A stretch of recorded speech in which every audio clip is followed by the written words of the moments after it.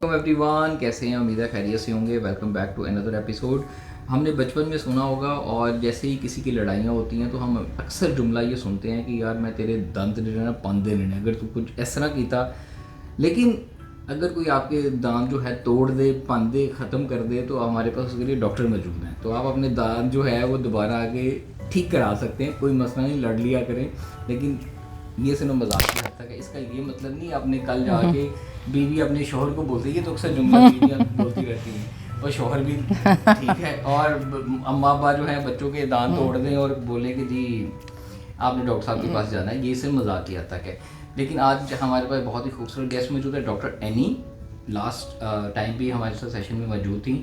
आज हमने इनको दावत दी दोबारा, और आज हम कुछ जो मौजूद डिस्कस करने जा रहे हैं बच्चों की डेंटल हेल्थ के ऊपर, सीनियर बुज़ुर्गों की डेंटल हेल्थ के ऊपर, फिर प्रोफेशनल जो डेंटिस्ट्री का प्रोफेशन है, जो फीमेल्स को इस प्रोफेशन के अंदर आती है, उनको किस किस तरह के प्रॉब्लम्स क्लिनिक पे ऑन ड्यूटी फेस करने पड़ते हैं, हरासमेंट के हैं, कुछ बाउंड्रीज़ हैं, कुछ प्रोफेशनल बाउंड्रीज़ हैं। फिर उसके साथ साथ हमारा जो फूड है वो प्रोसेस फूड है, जंक फूड है, कोक है, पेप्सी है, स्प्राइट्स हैं, इनका हमारी दांतों के ऊपर क्या इफेक्ट पड़ता है। तो ये मुख्तलिफ तरह के कुछ सवालात हैं, इनको हम स्टेप बाय स्टेप लेके चलते हैं। सबसे पहले तो बहुत शुक्रिया डॉक्टर साहब, आपने हमें टाइम दिया। और डॉक्टर साहब, जो सबसे मैं आगाज़ करूँगा अपना सवाल कि आपके प्रोफेशन के अंदर आपको शायद बहुत ज़्यादा ऐसे एक डॉक्टर हो, चाहे वो फीमेल हो मेल हो, अगर वो फीमेल है वो डॉक्टर खूबसूरत भी है, वो चार्मिंग भी है, उनकी एक पर्सनैलिटी भी है, तो लोग फिर पेशेंट ज़्यादा आते हैं। अब जो ज़्यादा आते हैं और मेल्स अगर वो ज़्यादा आ रहे हैं, तो किस तरह के प्रॉब्लम का शिकार रहती हैं फीमेल जो डॉक्टर्स हैं, अगर वो प्राइवेट क्लिनिक पर अपनी प्रैक्टिस कर रही हैं, तो किस तरह के रवैये मेल्स के रहते हैं जो कि गलत हैं, जो कि आप एक्सपीरियंस करती हैं, थोड़ा सा उसके ऊपर बताएं, जो कि नहीं होने चाहिए और जो शायद आप पब्लिकली लोगों को नहीं बता सकते प्राइवेटली, लेकिन अभी कैमरा पे आप लोगों को बता सकते हैं कि इस तरह, और डॉक्टर्स को पता होता है। और कौन कौन सी ऐसी चीज़ें हैं जो कि आपको एक्सपीरियंस करनी पड़ती हैं। Thank you so much Mudassir for inviting me. एक तो ये बहुत ही ज़रूरी टॉपिक है, not for dentist, not for doctors, ये हमें एवरी फीमेल वो जो इससे गुजर रही है, गो थ्रू करती है, वो है हैरेसमेंट। एंड स्टिल बड़ी अच्छी बात नहीं है, इतनी पढ़ाई के बावजूद, इतनी आपकी अब 52% पॉपुलेशन है, 51% पॉपुलेशन फीमेल्स है, उस पर भी अभी आप उसी तरीके से औरत को ट्रीट करते हैं, हालांकि वो ज़्यादा ही एक आपके पॉपुलेशन में एक ज़्यादा हिस्सा रखती हैं। और अब हर फील्ड में, इवन एयरफोर्स, नेवी, आर्मी, इन महाज़ों पर भी अब ख़वातीन हैं। तो एक तो ये चीज़ है कि हमने अब तक एक्सेप्ट ही नहीं किया। एक सबसे है कि एक्सेप्टेंस नहीं आई है कि फ़ीमेल जो है वो हमारे माशरे में एक काम, फ्रूटफुल काम भी कर सकती है। उनको यही लगता है कि जी ये घर में रहने वाली ख़वातीन जो ये बाहर आ गई हैं, दे आर फॉर डिस्प्ले, या ये जो हमारे लिए है, या हम इनसे मिल रहे हैं, तो शायद ये घर से या तो बेचारी ठुकराई हुई हैं, निकली हुई हैं, या ये अगर यहाँ हैं तो इसका मतलब ये कि ये हम इनको जैसे भी ट्रीट कर लें। वो जो पेशेंट आपके पास जो सॉरी बता रहे थे, क्योंकि मैं वो आपकी बात इसलिए काट रहा हूँ कि हमारे पास डॉक्टर के पास पेशेंट जो आते हैं वो एक डिस्टेंस पे रहते हैं, हमारा उसके दरमियान कुछ गैप होता है, वो अपनी प्रिस्क्रिप्शन लिखवाते चले जाते हैं, लेकिन आप उनके साथ डायरेक्टली जी बहुत इन कॉन्टैक्ट बहुत हमारा बहुत ज़्यादा होता है। तो कौन से ऐसे भी जो एक दो स्टोरी आपने बताई कि वो लोग आपके पीछे पड़ जाते हैं और वो आपको सिर्फ देखने के लिए आ रहे होते हैं? नहीं, देखिए हमारे पास जब डेंटल शॉप पे पेशेंट बैठता है ना, तो वो पेशेंट होता है, बट उसके जहन में क्या चल रहा है वो हमें कुछ टाइम बाद ज़रूर पता चल जाता है, क्योंकि ऑब्वियसली एक इंटेंशन, एक सिक्स सेंस है जो हमें ख़वातीन में कुछ इनबिल्ट होती है ऊपर वाले की तरफ से, कि वो आपको पता चल जाता है कि किस नज़र से कोई देख रहा है आपको। तो वो वैसे तो हमें काम करते वक्त कभी मुझे पर्सनली कोई इशू नहीं पेश आया कि जी मैं जब तक डेंटल सीट पे पेशेंट बैठा है उसने कुछ इंटेंशन शो गलत की हो या कभी कुछ टच करने की कोशिश की हो। अल्हम्दुलिल्लाह ऐसे कभी नहीं, क्योंकि वो खुद एक तकलीफ में बैठा होता है कि वो टच करेगा तो मैं शायद कोई इंस्ट्रूमेंट लगा के अपना बदला ले लूँगी, बट ऐसे नहीं होता। बट आफ्टर दैट जब वो विजिट करके चले जाते हैं तो many of the patient came back, और अब तो लोग कहने से घबराते नहीं, शर्माते नहीं, और बड़े ब्लंट हो गए लोग भी। अच्छा। या थोड़े से शेमलेस होंगे हो गए कि वो यही कहते हैं कि जी हम तो फिर आपको ही देखने दोबारा आए हैं, मतलब कोई ऑब्जेक्ट देखने का तो नहीं होता। बट ये कि उसको डील बड़े टैकल से करना पड़ता है, क्योंकि बीइंग अ फीमेल रिटेलिएशन किस तरह की होगी ये आपको नहीं पता, और वो मेल क्या हो पता नहीं। अब आपको इसकी मेंटल हेल्थ भी नहीं पता कि आइदर इज़ ही ओके और आइदर इज़ ही साइकोलॉजिकली कोई इसके इम्बैलेंस ना हो। आप उसको किसी भी तरीके से अगर मना करती हैं फॉर फोर्सफुल या गुस्से से, तो वो नहीं पता, क्योंकि बीइंग अ फीमेल ख़वातीन की एक दूसरी तरह की रिस्पेक्ट होती है। और आप अगर चीखेंगे तो कहते हैं ना, जो चूंटी काटता है वो नज़र नहीं आता, जो चीखता है वो नज़र वही आता है। तो हमें थोड़ा चीखना नहीं पड़ता। डॉक्टर साहब, किसने आपको प्रपोज किया और कहा कि जी आप बहुत दुखी लगती हैं? नहीं, प्रपोज नहीं करते लोग, क्योंकि being a married, I am like married since 16 years, माशाल्लाह 16 में कंप्लीट हो गया मेरी शादी को। इसको आपकी आंखों से दुख नजर आ रहा है। मुझे लगता है कि लोग अपने आप को नहीं कह रहे, अक्सर पे एक पुराना एक बड़ा ओल्ड स्कूल एक होता था टेक के, आप किसी की चीज़ गिरा देते हो, कहते थे शायद आपका कुछ सामान गिर गया तो उठा लें। अब लोग जो है ना किसी और तरीके से प्ले करते हैं। समहाउ कई आके कहते हैं कि जी हमें आप दुखी लगती हैं, तो मतलब या तो वो आपकी तरह के कोई कोई या नहीं आपके तरह के काउंसलर होते हो, बट दे आर नॉर्मल। तो आपको ये उनको कन्वे करना बड़ा मुश्किल है कि भाई दुख हमारा नहीं, दुख आपका कोई अपना ही होगा, जो आप अपना दुख मेरी आंख में देख रहे हैं। But there are very difficult कि आप काम करते वक्त इन लोगों के साथ टैकल करें। मेरे साथ मेरी माशाल्लाह जूनियर स्टाफ होता है, डॉक्टर्स होती हैं, बट वो मेरे साथ यही रह के सीखती कि ये कितना मुश्किल है, आप डील करती हैं। और हमें डील करना पड़ता है, क्योंकि अब आप एक मुकाम पे हैं या आप एक जगह पे हैं, आप थप्पड़ तो नहीं मार सकते हर किसी को। और एवरी सिंगल पेशेंट भी कोई बुरा नहीं होता। कुछ हैं, देखिए जैसे कहते हैं ना, हर जो एक रेवड़ में सारे जानवर ख़राब नहीं होते, कोई एक आध है, तो हर इंसानों में सब इंसान ख़राब नहीं है, कुछ है। और जो हैं वो अब विद एक्सपीरियंस, माशाल्लाह मुझे 21 ईयर्स हो गए डेंटिस्ट्री में, तो इतना तो आ ही गया है। लेकिन जो नए बच्चे आते हैं, जो 2-3 साल अभी हुए हैं, उनको आप कैसे रिकमेंड करेंगे कि वो इन चीज़ों से कैसे बचें, और कौन से रेड फ्लैग्स हैं कि आपने कहाँ पे ख्याल रखना है कि यार ये पेशेंट जो है वो बाउंड्री क्रॉस कर। देखिए थोड़ा सा इसके इन चीज़ों में थोड़ा सा हमें कहने को तो ये बात नहीं है इस टॉपिक पे, पर थोड़ा सा हमें अपनी फैमिली वैल्यूज़ और थोड़ी सी इस्लामिक वैल्यूज़ का पता नहीं है। द थिंग इज़, हमें जब शुरू से कुछ चीज़ों में अच्छाई और बुराई में फ़र्क ही नहीं पता चलेगा, तो बच्चे या बच्ची को पता ही नहीं चलेगा। आपको ये बच्चों को शुरू से बताना है कि विच इज़ गुड और विच इज़ बैड। मेरे पास कई बच्चे हैं कि जिनको पता है कि क्या उनकी बाउंड्रीज़ हैं, मगर मैंने कई लोगों को बड़े ओपनली कहते देखा कि जिस चीज़ में हमें मज़ा आ रहा है या जो चीज़ हमें अच्छी लग रही है, जिसको हम इंजॉय कर रहे हैं, वो गुनाह नहीं है, और आइदर वो कुछ भी हो सकता है। तो ये हमें आज, मुझे जो अफसोस होता है कि आजकल लोग किसी चीज़ को बुरा नहीं समझ रहे, इवन गलत से गलत बड़ी से बड़े गुनाह को भी। ड्रिंकिंग ये तो खैर अब हो ही गई है, इवन एक आप फिजिकल रिलेशन में भी हैं विदाउट एनी निकाह या विदाउट, तो कहते हैं कि जी अगर if you are enjoying, if I am enjoying, if someone else is enjoying, तो ये गुनाह थोड़े ही है, ये तो म्यूचुअल कंसर्न के साथ है। यहाँ से जो आपकी बात है ना, बड़ी एंजॉयमेंट की, मज़े की बात, वो अब आप हमारा एक बेसिक टॉपिक आता है जो कि हम फूड को रिलेट करते हैं अपनी डेंटल हेल्थ के साथ। जैसे हम प्रोसेस फूड खाते हैं, सॉफ्ट ड्रिंक खाते हैं, एक उम्र होती है जो भरपूर जवानी की एज होती है, जिसमें हम खुद भी खाते रहे हैं, लेकिन उस टाइम इंसान कहता है ये इस फूड का तो मुझे कोई नुकसान नहीं हो रहा, कोई समझ ही नहीं आ रहा।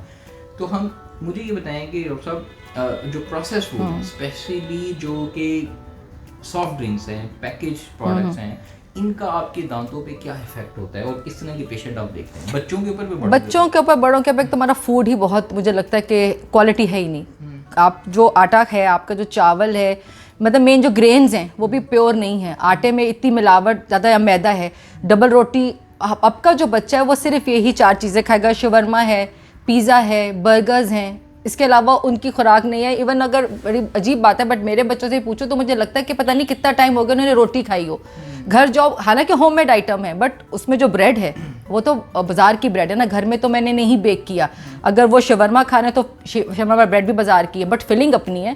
बट ये ब्रेड जो है ये आपके दांतों पे स्टिक हो जाती हैं, बस ये स्टिकी फूड है, या आपके जो एनामल सरफेसेस पे स्टिक हो जाती हैं। और ब्रशिंग भी हम उस तरीके से जनरली लोग इतनी इन्फोर्स नहीं करते कि आप ब्रश करें, स्पेशली रात के ब्रश को तो हम बिल्कुल इग्नोर कर देते हैं। हम समझते सुबह उठ के जो दांत का ब्रश है वो इंपॉर्टेंट है।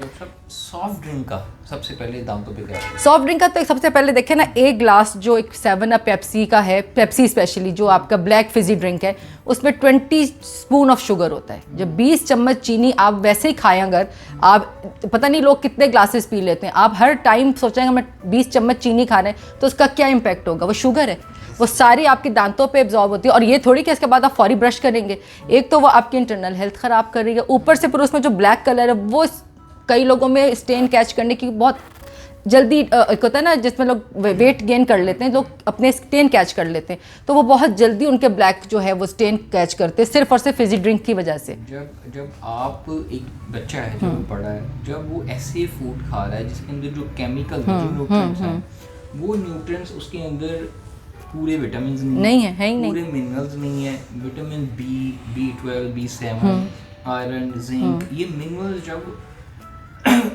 नेचुरल फूड नहीं खा रहे और एक बच्चा या बड़ा प्रोसेस फूड खा रहा है, और मैं ये बात कर रहा हूँ जो रेगुलर ज़्यादा खाते हैं, कभी कभी की बात नहीं करते, तो जब वो फूड खाएगा ही नहीं बच्चा, वो उसके जिस्म में जाएगा नहीं, तो वो उसकी न्यूट्रिएंट्स क्या अभी आपने बात करी थी कि जो दांतों की जो कलर रंगत है उसका इफेक्ट उसकी आयरन डेफिशिएंसी के साथ भी होता है जी, भी होता है, विटामिन डेफिशिएंसीज के साथ होता है।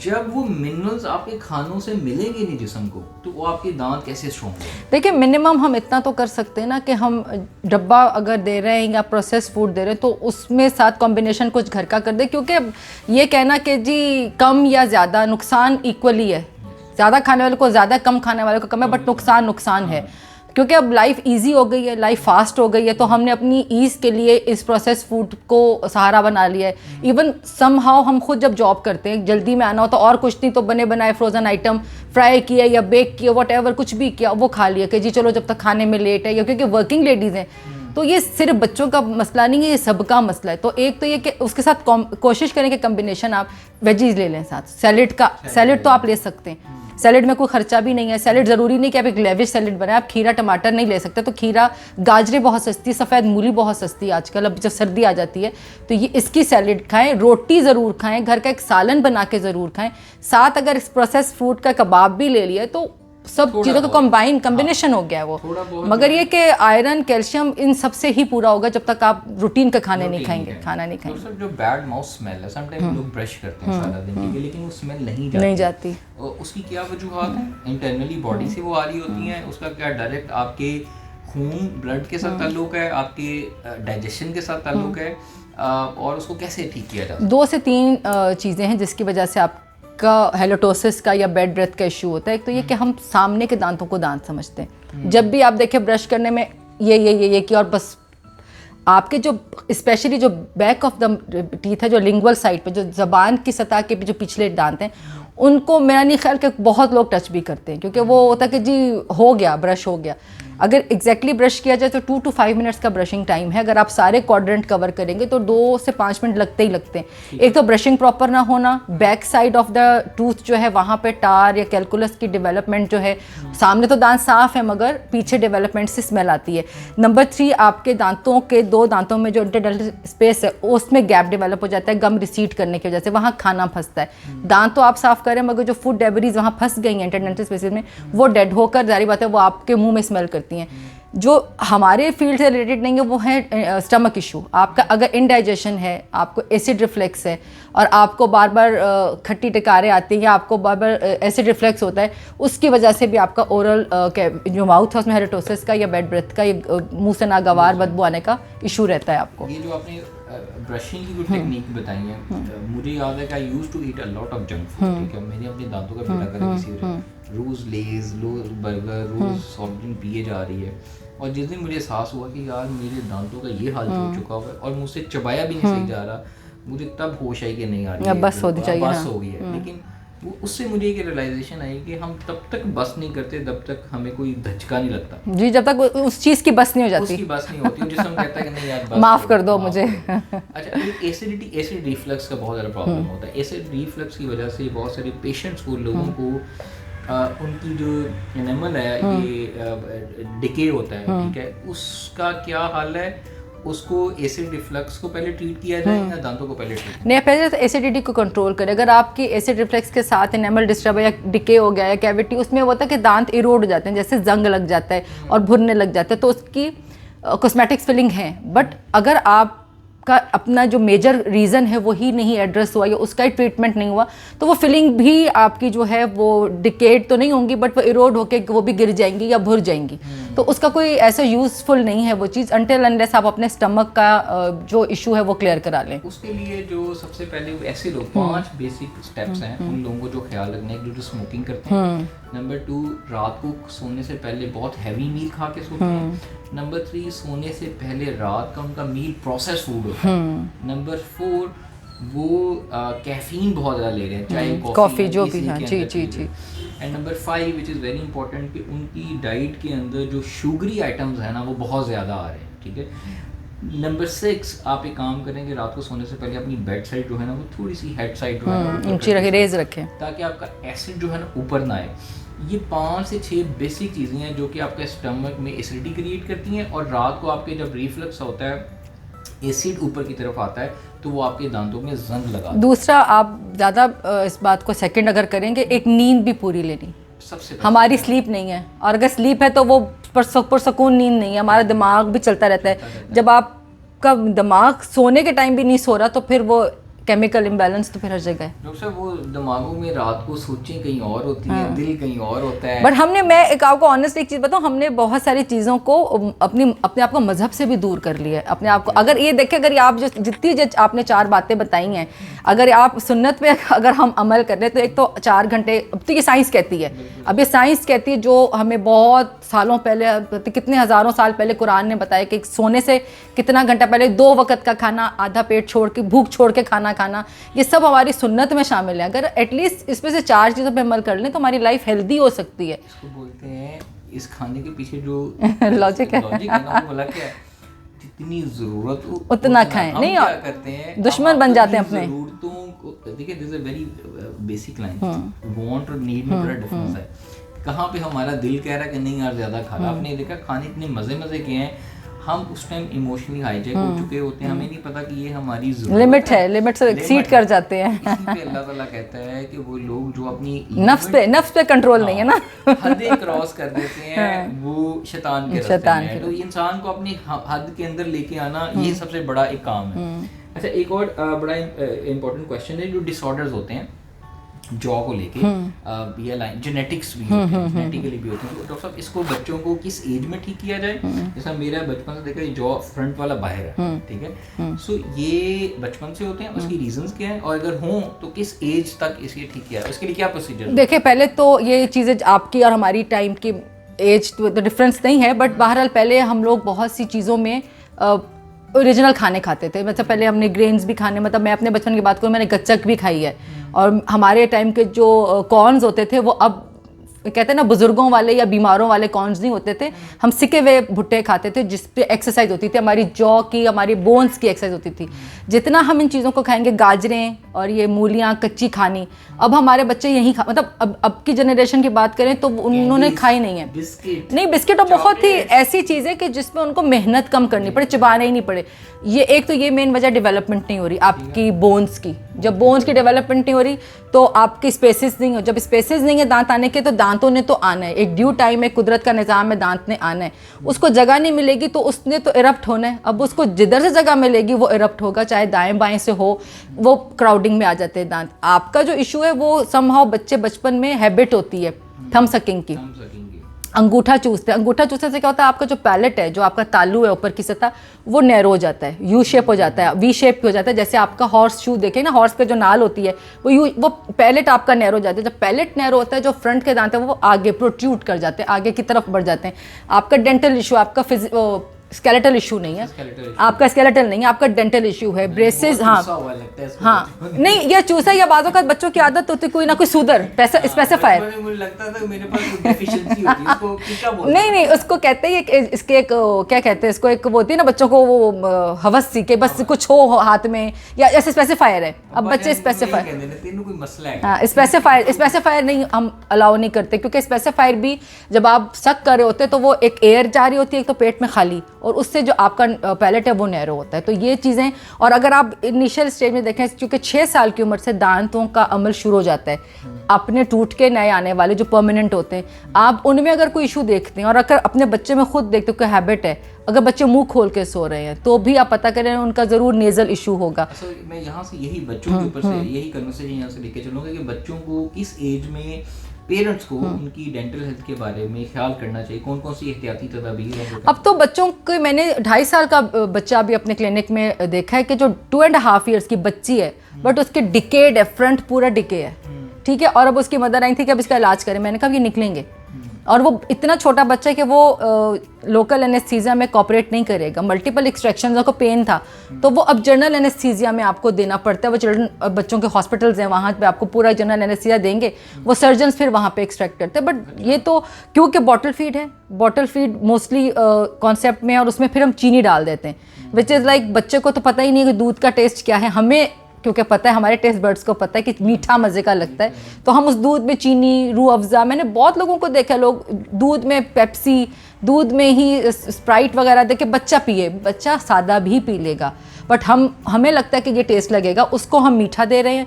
फिर ग्लूकोज दे रहे हैं हम दूध की सूरत में, और फिर जब वो रात को सोया होता है तो वो सारा उसके मुंह पे, दांतों पे जब चिपका रहता है तो ऑब्वियसली वो डिकेड होगा, बैक्टीरियल एक्टिविटी होगी और डिके हो जाएगा। यहाँ पे पोस्ट प्रेगनेंसी न्यूली जो मदर्स होती हैं, यहाँ पे मैंने इंटरनेशनल स्टडीज अब कह रही हैं, वो कहती हैं कि डॉक्टर्स हॉस्पिटल में न्यू बॉर्न बेबीज को अगर मदर या डॉक्टर ये कहते हैं कि पहले सीरियलैक दें, डब्बे वाले, वो अब बंद कर दिए उनके भी। उन्होंने कहा जो मदर की फीड है वही सबसे ज़्यादा उसके लिए अच्छी है। बेबई वाली बात है ना, हम सब इन चीज़ों से दूर होते जा रहे हैं, और ये हमारी जो चीज़ें, वो प्रीचिंग, जो इस्लामिक प्रीचिंग है, वो उनके पास है, और इससे बेस्ट कोई है ही नहीं ऑप्शन। आप अगर ये देंगे तो फिर, और जो मदर बच्चों को अर्ली एज में एक तो यही प्रोसेस दूध, रूह अफ़ज़ा, सॉफ्ट ड्रिंक पिलाना शुरू कर देती हैं, तो उससे आपके पास जो किड्स बच्चे आते हैं उनकी दांतों की हेल्थ पे क्या इफेक्ट पड़ता है? मैं डिकेड बता रही हूँ, दांतों को अब आप जब ओपन करेंगे मुंह तो ऐसे लगता है छोटे छोटे काले काले स्पॉट्स हैं, वो दांत हैं ही नहीं उनके, क्योंकि वो इरोजन हो गई है,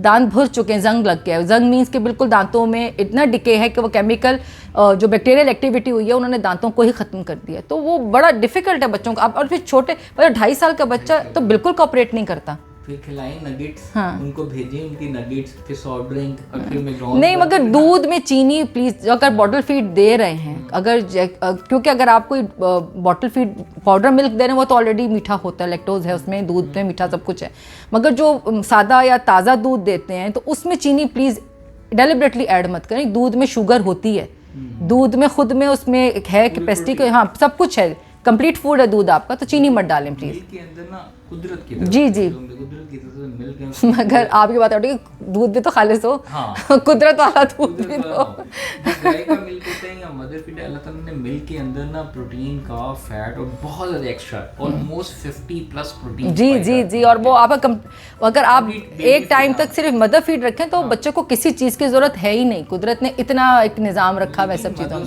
तो आजकल डब्बे वाले वो जूसी, देखिए हम सबसे फिर वही बात है ना कि मेहनत ही नहीं करना चाह रहे, ये इसमें मेहनत है, मतलब बीइंग ए मदर मुझे पता है it's a very hard working कि आप बच्चे को फीड करें। मतलब मैंने व्हेन आई वाज लाइक, मेरे बच्चे छोटे थे तो मैंने कोई 7-8 ईयर एट सच काम नहीं किया, मैंने उनको रेस किया, स्कूल जाने के काबिल हो गए, देन आई स्टार्ट वर्क, पढ़ाई की, कोर्सेज किए, क्योंकि बच्चा पालना is a complete full time job. हमें लगता है कि जी अक्सर हमारी डॉक्टर्स छुट्टी लेती, 3 महीने मैटरनिटी लीव ली, फिर कौन संभालेगा, नानी संभालेगी या दादी संभालेगी। नानी दादियों की अब हमारी हिम्मत नहीं है तो उन बेचारों की भी क्या हिम्मत होगी। फिर ऑब्वियसली बच्चा, ये नहीं कि वो इग्नोर करती हैं, बट वो हो जाता है, क्योंकि जो माँ देखभाल कर सकती है वो आप ग्रैंड पेरेंट्स है तो क्या ही नहीं सकते कि वो करें। तो सब अब सिर्फ बच्चे की, एक इंसान जो होता है, पहले बच्चा होता है, उसकी ग्रोथ और डेवलपमेंट, दो चीज़ें ऐसी होती हैं जो कि जहनी और जिस्मानी नशो हो रही होती है, और इंसान अपनी ज़िंदगी के मराहल में, चाहे मेल और फीमेल स्पेसिफिकली, ज़्यादा मुख्तलिफ स्टेजेस से गुजरती हैं। जिस तरह बोन्स आपकी नेचुरली 30 में जाके मेच्योर होती हैं, इसी तरीके से जो दांतों का एक प्रोसेस है, कब डिके होते हैं, कब तक ये मेच्योर रहते हैं, कब इसमें डिके शुरू हो जाता है। और डिके तो आपका, अगर अभी बता रही हूँ ना आपको, जब दांत आ गया है तो दांत का ख्याल, अब लोग कहते हैं कि जो छोटा बच्चा है तो उस बच्चे के दांत आते 6 माह से, 5 माह 6 माह से, तो उस बच्चे के दांतों को ब्रश तो नहीं करा सकते, ब्रश ना कराएं, ओरल वाइप्स मिलती हैं, आप कुछ ना करें, रात को एक ओरल वाइप उसके मुंह में भेज दें, अपने फिंगर के साथ ओरल वाइप कर दें, ताकि एटलीस्ट जो दांत में एनेमल पे जो स्टिक हुआ है मिल्क उसका, वो ना रहे, स्टिक रहे। 1 साल का जब बच्चा हो जाता है तो उसके ब्रशेज़ भी हैं, बच्चों के पेस्ट भी हैं, ये अब कोई एक्सक्यूज़ नहीं है कि बच्चों का कुछ नहीं है, बच्चों की हर चीज़ है, बड़े अट्रैक्टिव ब्रशेज़ हैं। आप स्पेंड कर रहे हैं इतनी चीज़ों के ऊपर तो उनकी इस चीज़ पे स्पेंड करें कि बच्चों को खुद अट्रैक्शन हो, वो खुद से ब्रश करें, बट एक टाइम तक बच्चों को गाइडेंस की ज़रूरत पड़ती है, तो किसी की अंडर ऑब्जर्वेशन बच्चे ब्रशेज़ करें। और अगर आप चिल्ड्रन वाले टूथपेस्ट लेंगे तो वो अगर सॉलो भी कर लेते तो उनका कोई इशू नहीं है, बट 1 साल के बाद बच्चों को ब्रशिंग की हैबिट डेवलप करें। आप जब हैबिट डेवलप कर देंगे ना, तो जैसे मुझे ब्रश की इतनी आदत है कि मैं ब्रश के बगैर नहीं सोच सकती सिंस माई चाइल्डहुड। मैं जैसे फ़र्ज़ नमाज की तरह मुझे ब्रशिंग लगती है कि रिलीजियसली मुझे करके ही सोना है। तो ये आप और बच्चों का जैसे बता रहे हैं मुदस्सिर कि ब्रेन डेवलपमेंट, कुछ चीज़ें 5 इयर्स तक आपका ब्रेन डेवलपमेंट बहुत मतलब स्ट्रांगली करते हैं। जो चीज़ें आपको देखिए, कई चीज़ें आपको बचपन की कई चीज़ें इतनी याद रहती हैं कि वो बीच के टाइम का लगता है कि शायद नहीं याद, मगर कुछ टाइम की चीज़ें बहुत याद होती हैं। तो बच्चे बहुत 5 साल तक चीज़ों को कैच करते, तो ये हैबिट डेवलप कर दे बच्चों में। ये सुस्ती छोड़ें कि जी सर्दी है या बच्चा छोटा है। मोस्ट लोग ये भी कहते हैं कि जी ये दूध के दांत हैं, बट दूध के दांत पे अगर दर्द करेंगे तो वो फिर एक टाइम पे तकलीफ बहुत करते हैं। तो बेहतर है कि आप बच्चों के दांतों का ख्याल रखें। 6 ईयर्स से वैसे ओरिजिनली बच्चों के दांत टूट के आने लगते हैं। डॉक्टर साहब, बहुत सारे पेशेंट से मुझे कंप्लेन आती है, एक क्वेश्चन था कि हम बहुत ज़्यादा डेंटिस्ट के पास गए हैं, हर डेंटिस्ट ये वैसे नॉर्मली भी प्रैक्टिस किया जाता है, 5-6 के बाद वो प्रॉपर ट्रीट नहीं करते, वो अपना ही प्रोसीजर अप्लाई करते हैं और उसके बाद पेशेंट जो होता है ना वो बिल्कुल अपने दांतों से भी जाता है, अपनी ऑरल हेल्थ से भी गया होता है और वो पेन का शिकार है, वो कैविटीज़ में इतनी वो एक्सट्रैक्शन भी करवा चुका हुआ है। तो उस केस में ऐसे पेशेंट को किस तरीके से आइडेंटिफाई करना चाहिए कि जब भी वो किसी को विजिट करे उसको किन बातों से पता चले कि ये बंदा उसका काम ठीक करेगा? देखिए, आपको बहुत सी चीज़ें वो आपकी सोशल मीडिया पे आ गई हैं। अब देयर आर मैनी ऑप्शंस। अब आप गूगल पे सर्च करेंगे ना डेंटिस्ट नियर मी, तो आपको 4-6 ऑप्शन गूगल दिखा देगा। फिर आप अगर उसकी डॉक्टर की प्रोफाइल खोले तो रिव्यूज़ भी हैं। अगर किसी का अच्छा एक्सपीरियंस है, अब तो खैर हर चीज़ लोग ख़रीद लेते, रिव्यूज़ वगैरह हर चीज़, बट आप एक खुद आपको अल्लाह ताला ने शऊर दिया, आप जब एक डॉक्टर के पास जा रहे हैं, एक आपको उसको वाइब्स मोस्टली आपको पता चल जाती हैं कि क्या है।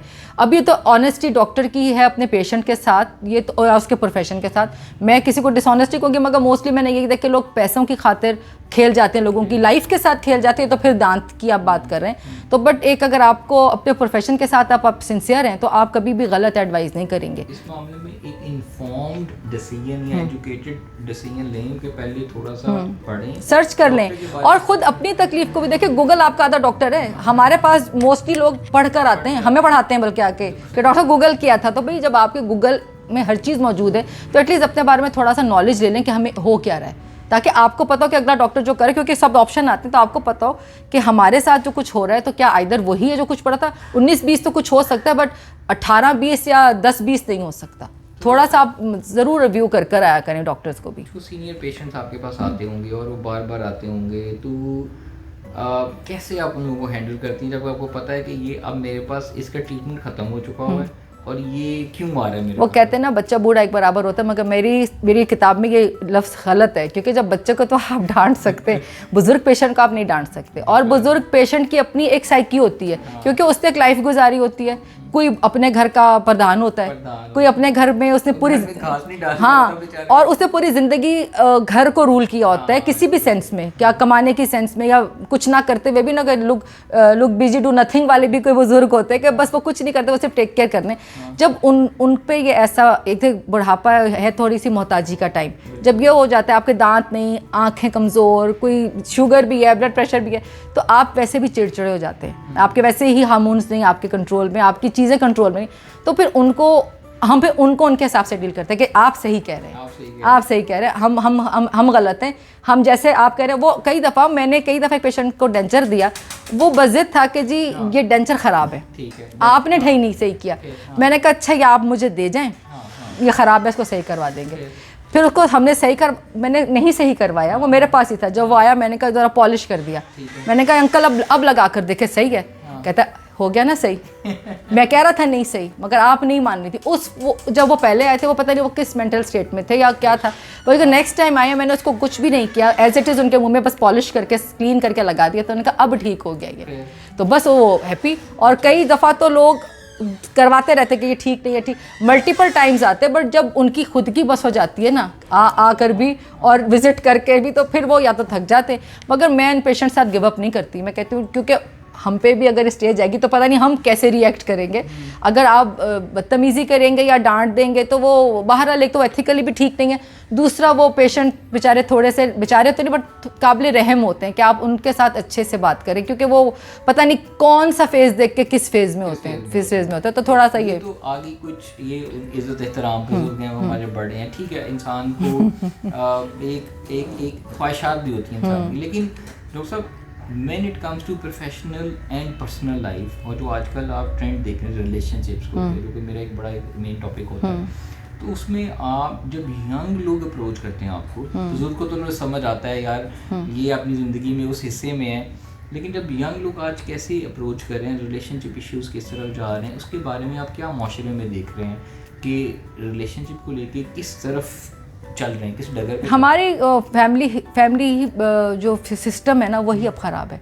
हमने यूनिट्स बना लिए हैं, शादी हुई बेटे को अलहदा कर दिया। जब आपने फैमिली से अलहदा कर दिया ना तो बड़ों का इन्फ्लुएंस ख़त्म हो गया। या लोग पेरेंट्स मोस्टली कहते हैं झगड़े ना हो, माशाल्लाह जिनके 3-4 बेटे हैं तो कहते हैं जी चलो अलहदा कर दो, बट मैं कहती हूँ फैमिली सिस्टम होना चाहिए।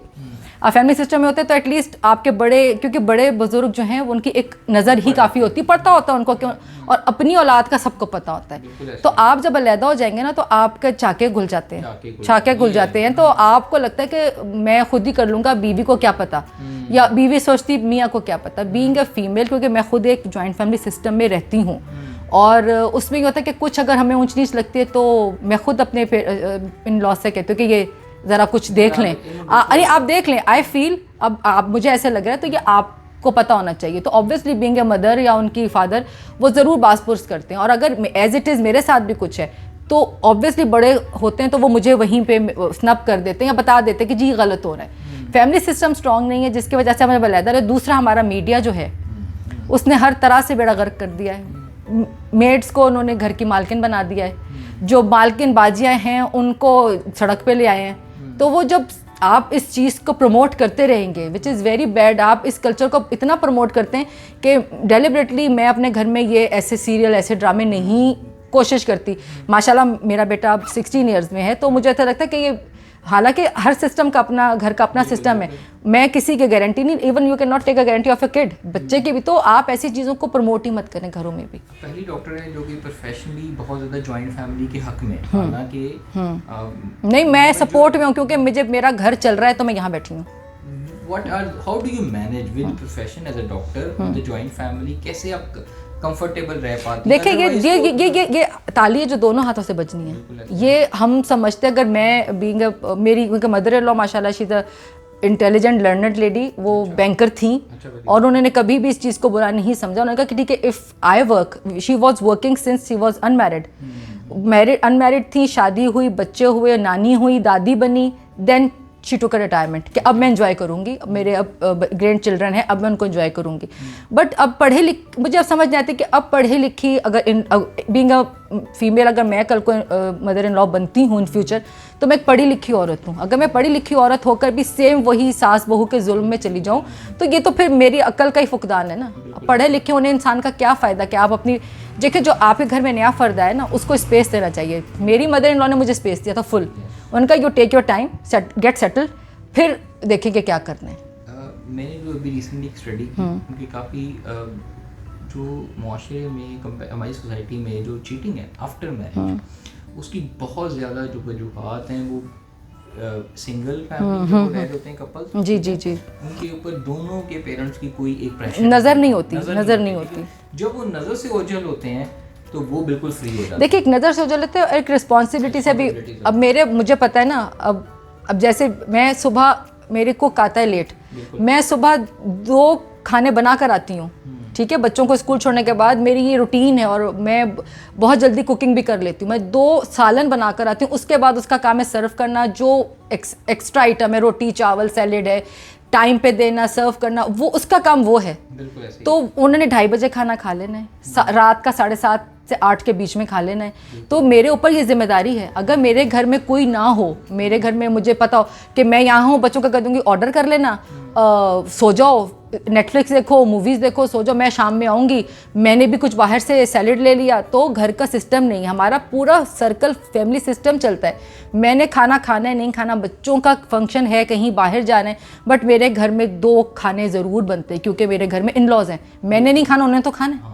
जब आपके ऊपर जिम्मेदारी है ना, मैं घर में, मैं अपनी प्रैक्टिस भी डे प्रैक्टिस है मेरी, आई प्रैक्टिस फ्रॉम 11 to 5, 11 to 5 के बाद मैं घर होती हूँ, क्योंकि शाम का टाइम मेरे बच्चों का और फैमिली का होता है। दिन का टाइम तो आपकी मेड्स होती हैं, टेक केयर्स करती हैं, हेल्पर्स होते हैं, वो घर गुजार लेते हैं, बट बीइंग अ फीमेल मुझे लगता है रात को मैं अगर जॉब करूँगी तो मेरा घर बहुत डिस्टर्ब हो जाएगा, तो वो जिम्मेदारी नहीं है। शायद मैं अकेली होती तो इस सब खुराफात में हम भी पड़े होते। मेरे ना एक डिज़ाइनर से बड़ी अच्छी डिस्कशन हुई थी ऑफ कैमरा, तो मैंने उनसे बात पूछी कि कौन सी ऐसी एडवाइस हैं, वेरी रीनाउंड अच्छा डिज़ाइनर, उनके जो बजट है ब्राइडल का वो तकरीबन 1 मिलियन से शुरू होता है, ठीक है।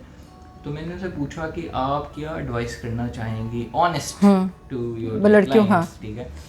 तो उनका एक बड़ा खूबसूरत, उन्होंने ईमानदारी से बात की, उन्होंने कहा कि मैं हमेशा ये सजेस्ट करूँगा अपने कपड़ों पे इतने पैसे कभी भी नहीं लगाएं, यूजलेस है, वो उसका बिजनेस है, उसका बिजनेस है। तो मैंने कहा why not to put this on camera, कहते यार मेरा बिजनेस भी तो चलाना है, बिल्कुल। इस तरीके से मैं आपसे एक लास्ट पे एक ऑनेस्ट एडवाइस लेना चाह रहा हूँ जो कि आप लोगों को देना चाहें, जिस पे वो लोग अपनी उन चीज़ों से बच सकते हैं कि एज अ डेंटिस्ट कि क्या एडवाइस देना चाहिए, ऑनेस्ट एडवाइस। तो ऑनेस्ट एडवाइस तो यही है कि आप सबसे पहले जैसे सफाई निस्फी मान है, इट्स लाइक हमारे मज़हब का हिस्सा है। अब सफाई में आपका मुंह भी आपका अपना है, हमारी हर चीज़ की सफाई होती है, मगर हमारे एक तो हम अपने दांतों पे सबसे कम तवज्जो देते हैं, एक सबसे पाँवों पे कम तवज्जो देते हैं। अक्सर हील क्रैक्स होती हैं और लोगों के दांत ख़राब होते हैं। ये मुझे बड़ा बुरा लगता है कि ये हम लगता है कि इसको सॉक्स पहन के छुपा लेंगे या मुंह को ना हंस के छुपा लेंगे, बट वो बड़ा ऑफ करता है आपका। अगर आप बात कर रहे हो किसी से क्लोज कॉन्टैक्ट में, तो हेलोटोसिस है या बेड ब्रेथ है, तो सबसे पहले तो सफाई ज़रूरी है कि आप, ज़रूरी नहीं है कि आप डेंटिस्ट के पास पहुँचे। मैं तो पेशेंट से कहती हूँ तो यूट्यूब है,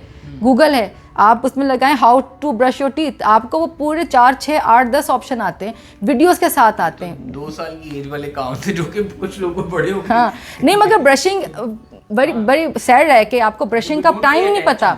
आपको ब्रशेस का, अब हम सब 90% मैंने लोगों से पूछी जब सर्वे करते, सुबह उठ के ब्रश कर लिया। भाई सुबह क्यों किया, रात को नहीं किया? तो हाँ, रात को जो नहीं किया, भाई रात ही का तो ब्रश रिलीजियसली करना है, क्योंकि जो 8, 7, 6 घंटे जितना टाइम आपका मुंह बंद रहता है वो एक ड्रेन बन जाता है।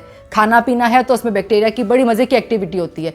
एक तो सफाई करें और कुछ ज़्यादा खर्चा ना करें। साल में एक दफ़ा अपने एरिया में, मैं ये भी नहीं कह रही कि बहुत डिफेंस चले जाएं या बहुत मॉल टाउन चले जाएं, बट आप जिस एरिया में रहते हैं उस एरिया में किसी अच्छे रिनाउंड डेंटिस्ट को ज़रूर चेकअप कराएं।